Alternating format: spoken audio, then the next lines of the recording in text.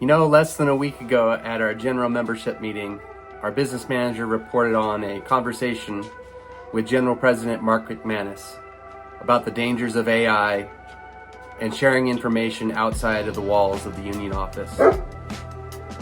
And today the UA released a new podcast to communicate with members called Pipe Up, featuring General President Mark McManus.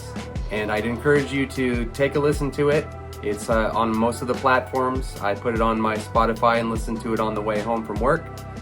I'm going to do a recap here just to cover some of the highlights of things that I thought were worth reporting out. You know, it's all about communication, brothers and sisters. You know, we need to be able to talk to our membership.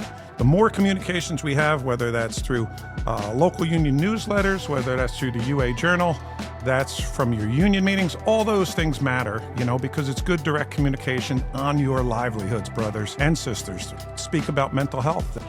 Mental health is a great subject to cover. I'm so glad that the UA has stepped up and they're really taking it serious. Pipe Pals is a great group of people. We have the Pipe Pals, UA Pipe Pals, and the good work that they're doing to try to really bend back the arc of mental health going the wrong way and the suicides that we have in the construction industry. And if we can save one life, the good work of the folks that are handling that. A side note on Pipe Pals, I received a letter of assignment to be part of the Pipe Pals group. And unfortunately, when I lost the election, I got the phone call the next day from the general office letting me know that they had to go in a different direction. We do all those different things in our communities, which, you know, we ought to be proud about that. We ought to have a format that we can tell the world exactly what we're doing.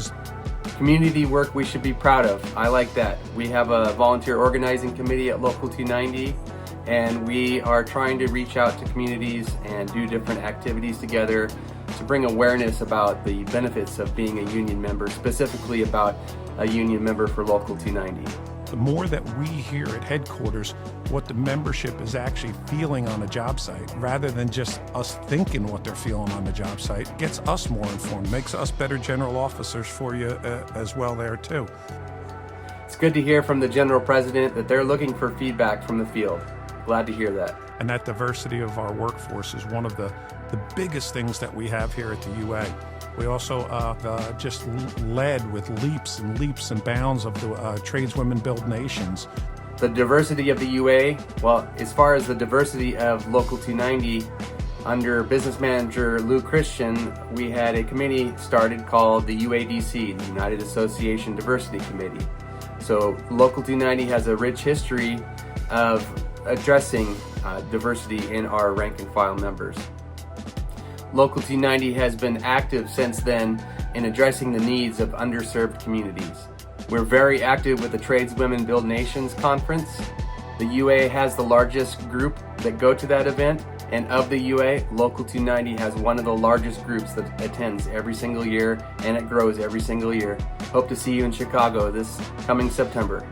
You know, the UA has the biggest contingent year after year after year of adding women to the ranks and files here.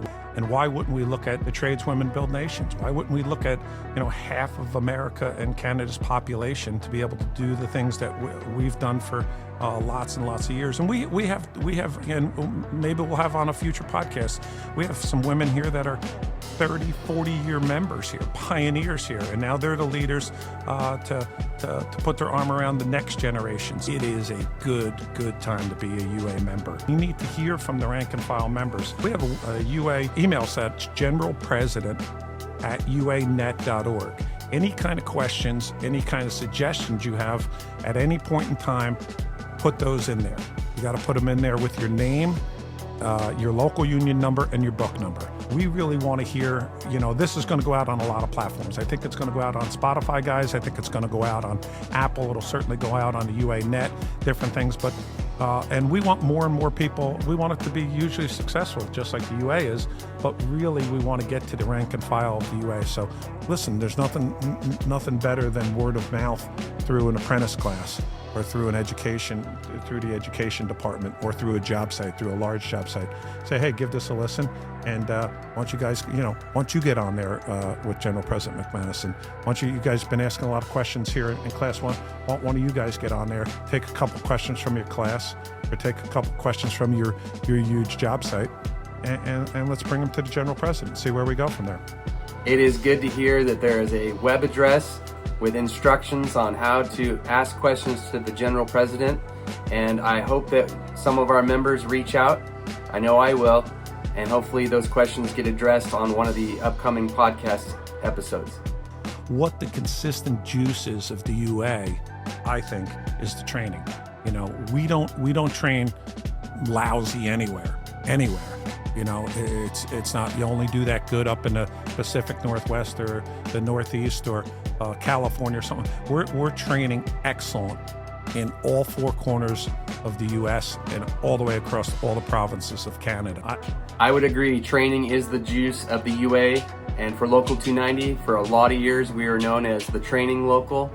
I know we have it in us. We have some work that we need to do internally, but I think we're going to get there, and I'm looking forward to seeing the future. I'll say this, I never had a bad job. I had some cold jobs, high jobs, dirty jobs, confined space jobs, but I never had a bad job because of the people I worked with. And that's what I believe in this place. And then you get a kid of your own maybe, and you're driving around and you tell the kid in the back seat when he's about 4, 5, 6 years old, Daddy built that building. I built that building. And you guys out in the field are doing that stuff. You're still doing it. You're driving around Kansas, or you're driving around Cincinnati or Cleveland or Detroit and saying, yeah, I built that building to your kid because you got to work on that building. And that's the huge pride factor of the UA. I can tell you that when I had little ones at the house, we would drive by the big job I was working at in Hillsboro, and one of my sons affectionately referred to it as Town City. So that's been the running joke at my household. Anytime we drive through Hillsboro past the big job, we refer to it as Town City. I'm always worrying about the UA. I'm worrying about our jurisdiction, worrying about that on a daily basis, worrying about, can we meet our mission statement? Our mission statement is supplying skilled, qualified manpower to signatory contractors. Would you rather be part of a place that's stagnant and shrinking, or would you rather be part of something that's growing and more vibrant? And that the latter is what the UA is at this point.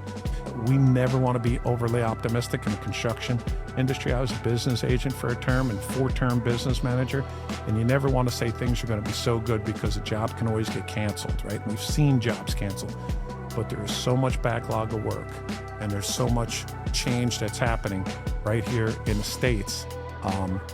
The UA is going to be in great shape.